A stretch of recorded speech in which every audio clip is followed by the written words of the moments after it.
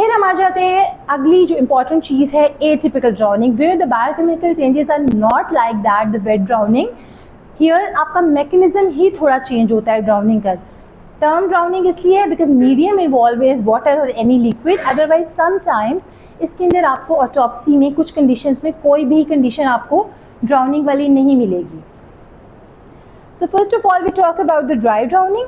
20% of the submersion deaths जो हैं, जो पूरा बॉडी सिंक भी हुई है, but the cause is dry drowning, not the wet drowning in that cases. और बात जो इन्होंने की थी अभी, that occurs because of this condition, लेरिंजियोस्पाज्म।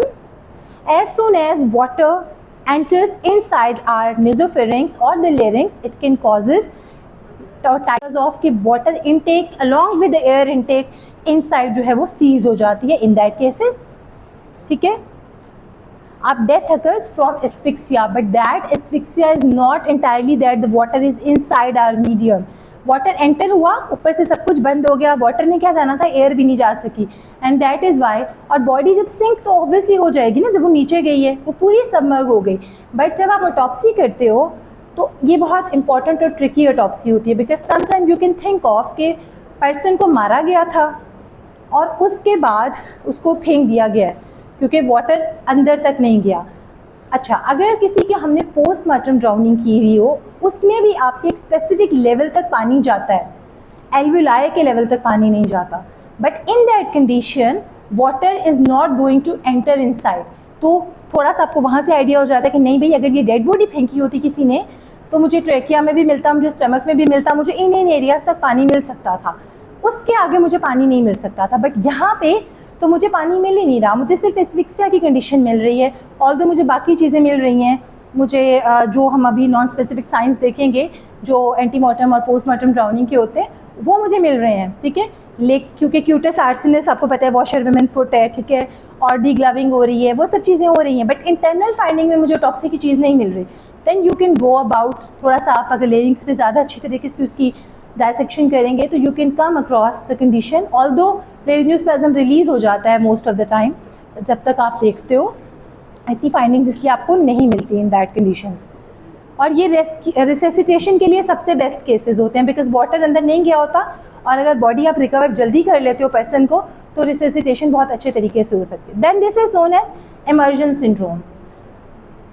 Immersion syndrome is the condition जो हम वैगल इनहिबिशन में देखते हैं कि अगर एक पर्सन एप्रीहेंसिव है बहुत ज़्यादा, ठीक है, या उसको धक्का भी कोई दे रहा है, वो तब भी एप्रीहेंसिव है, ठीक है, और वो एंक्शियस पर्सनालिटी और समथिंग लाइक दैट, तो दो कंडीशंस हो सकती हैं। जैसे ही उसका या पानी बहुत ठंडा है, ठीक है, वेन एवर द फुट उसका टच करेगा पानी को, और समटाइम तो लोगों का उससे पहले ही because of the fear and fright, वहीं से भी वैगल इनहिबिशन हो सकती है। एंड समटाइम आफ्टर टचिंग, जब पाँव टच करेगा उसके वक्त हो सकती है। समटाइम क्या होता है, आपके एब्डोमेन के ऊपर कोई चोट लगती है नीचे जाते ही, आपका सारा यहाँ पे नर्व्स पड़ी हुई हैं, ठीक है, रिफ्लेक्सेस पड़े हुए हैं, वो सारे के सारे उनके ऊपर टच होते हैं, ट्रिगर जोन आ जाता है, ठीक है।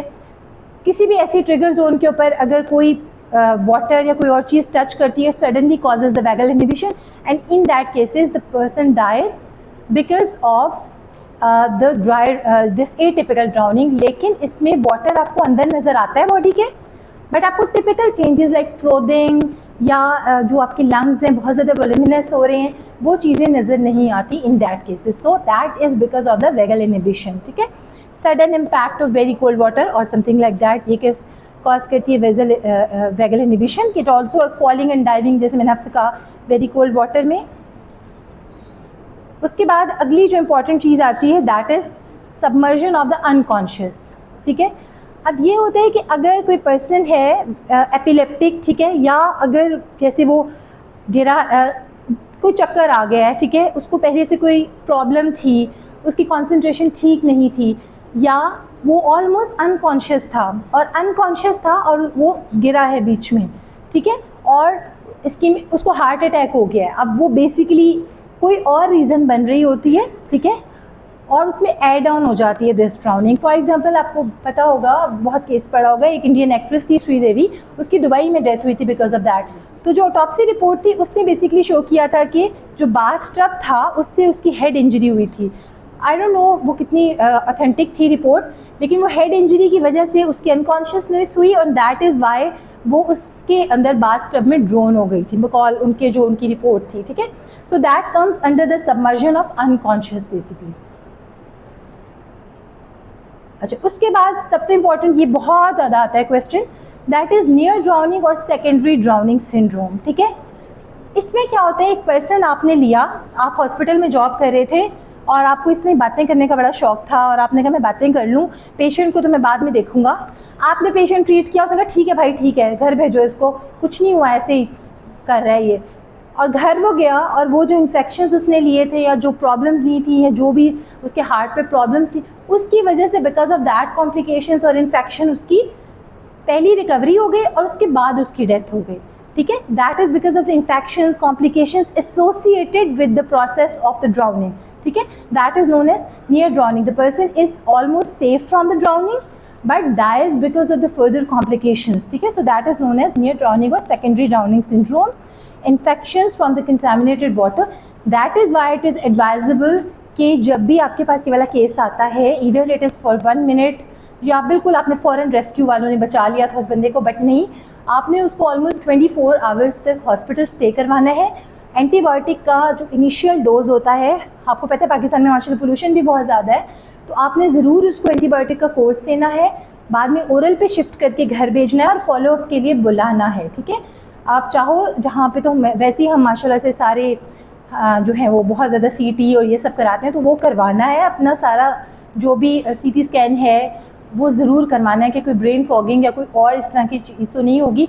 उसको लाइट लेके पेशेंट को नेग्लिजेंस में घर नहीं भेजना in that cases, because the person can die because of the infection or any other complication associated with the drowning. So that is known as the near drowning. So ये सारी चीज़ें भी add on कर सकती हैं, that is anoxia, exhausted heart, cerebral edema along with infection, तो वो person most of the time can't survive because of all these things. That is why हम कहते हैं, इसे कहते हैं near drowning, और it is advisable to hold the patient in the hospital for 24 hour for the observation. Even आपको कोई भी उसके अंदर फाइंडिंग नहीं भी मिल रही है, आपको बिल्कुल फिट फाट वो लड़का लग रहा है, बट आप